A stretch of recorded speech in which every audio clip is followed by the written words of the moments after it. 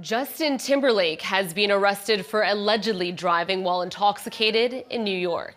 The singer was arrested Monday night in the Hamptons. He's expected to be arraigned later today. The 43-year-old is currently on a world tour for his 6th album, Everything I Thought It Was. He's expected to perform 2 shows in Chicago later this week. This is a very serious offense, obviously, if he committed it, because he's putting himself and everyone else in danger if he was driving while he was impaired. Now, under New York, they have a lower limit for blood alcohol content. A lot of states, it's 0.08, which may be, 2-3 drinks.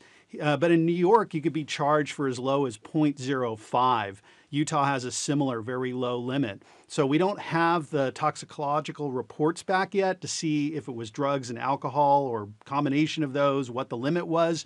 But it could be, on the very lower end, maybe it was 2 drinks that he had. We're just not sure yet. A lot of times in a first-time DUI, there's not going to be any additional jail time. And why I say additional is that these folks are always taken into custody to be booked and processed and tested, and that counts as a day or 2 in jail. So he's already, in effect, served some time because of his custodial arrest.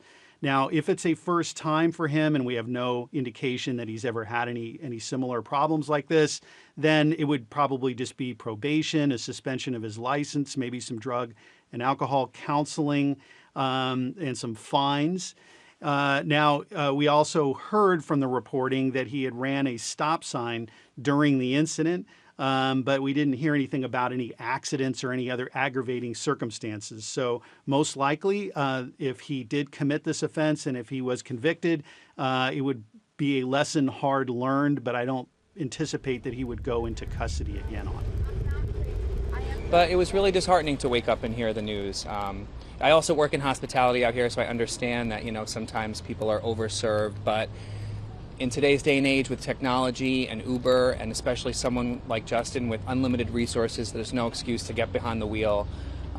Grateful that no one was seriously injured and that it was just, a DUI. But I've been in that position myself where I've had too much to drink and I leave my car in town. I'd rather get a parking ticket and take an Uber home than risk my life or someone else's life. But I also think it shows that celebrities are not, exempt from these types of situations and that they're not invincible. I was surprised he'd be driving his own car in one respect. Yeah, and everyone really has to take accountability for their own actions, no matter where they are. I mean, we've had Billy Joel having his issues and other people, and thankfully, they've all gotten on a different step, on a different path.